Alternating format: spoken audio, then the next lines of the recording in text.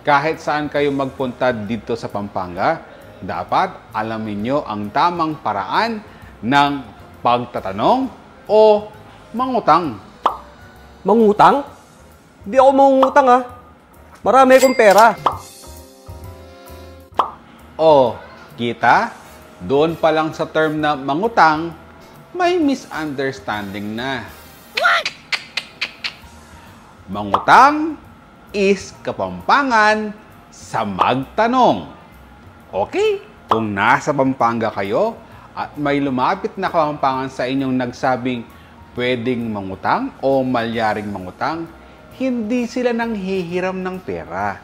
Ang gusto nilang sabihin ay, pwede bang magtanong? Okay? Gets?